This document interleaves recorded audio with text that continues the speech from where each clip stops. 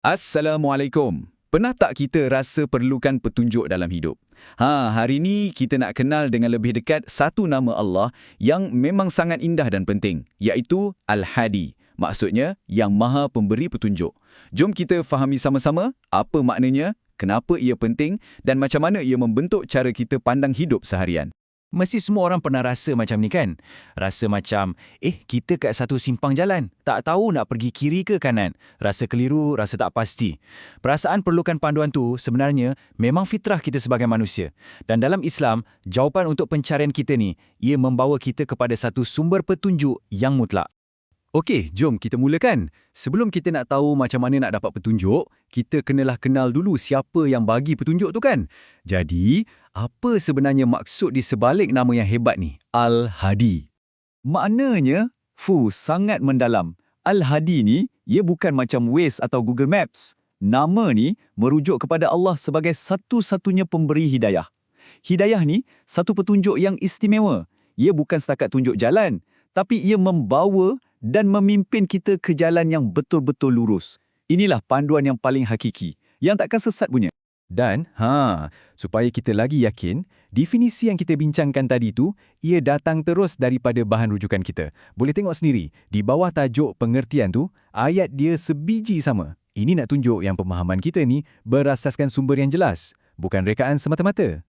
Okey, seterusnya. Kepercayaan kita pada Al-Hadi ni bukan sekadar satu konsep, tapi ia berakar umbi dalam wahyu Allah sendiri. Jadi, jom kita tengok apa bukti atau dalil daripada Al-Quran yang mengukuhkan lagi nama Al-Hadi ni. Nah, ini dia. Jaminan terus daripada Allah dalam surah Al-Hajj ayat 54. Cuba kita perhatikan betul-betul ayat ni. Ia sebut Allah sentiasa memimpin. Maksudnya, Allah tu secara aktif bimbing orang yang beriman ke sirat al-mustaqim atau jalan yang lurus. Ini bukan paluan pasif tau, macam bagi peta pasu pandai-pandailah kau. Tak, ini pimpinan yang berterusan. Satu janji yang sangat menenangkan hati kan? Jadi, kita dah faham, maksudnya kita dah tengok buktinya dalam Al-Quran. Sekarang, timbul pula soalan. Sejauh mana pentingnya kepercayaan ni? Adakah ia sunat atau lebih daripada itu? Apa sebenarnya hukum beriman dengan nama Al-Hadi bagi kita sebagai seorang Muslim?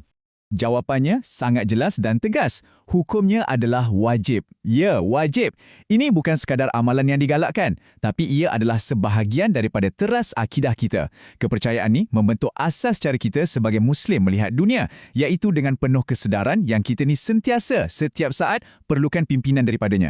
Jadi, ada dua perkara penting yang kita kena pegang kuat-kuat. Pertama, beriman dengan Al-Hadi ni satu kewajipan. Dan yang kedua, yang ini sangat penting, kita mesti yakin 100% tanpa ada sikit pun ragu-ragu yang hidayah sebenar, hidayah yang akan menyelamatkan kita dunia akhirat, hanya datang daripada Allah. Bukan dari manusia, bukan dari teknologi canggih, hanya dari Dia. Baiklah, sekarang jom kita masuk bahagian yang paling praktikal. Macam mana kita nak guna ilmu ni dalam hidup kita? Sebab ilmu tanpa amal tak lengkap kan? Jadi, bagaimana kita boleh hidupkan kepercayaan kepada Al-Hadi ni dalam rutin harian kita? Caranya sebenarnya sangat mudah dan ia dah pun jadi sebahagian daripada hidup kita, iaitu melalui doa. Dan doa yang paling hebat untuk mohon petunjuk tak lain tak bukan doa yang kita ulang sekurang-kurangnya 17 kali sehari dalam solat kita.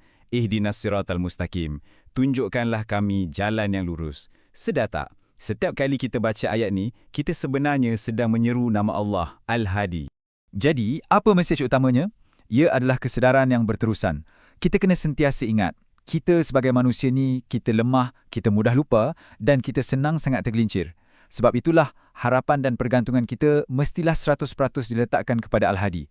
Sentiasa berdoa dan berharap agar Dia pegang kita kuat-kuat supaya kita kekal atas landasan yang betul.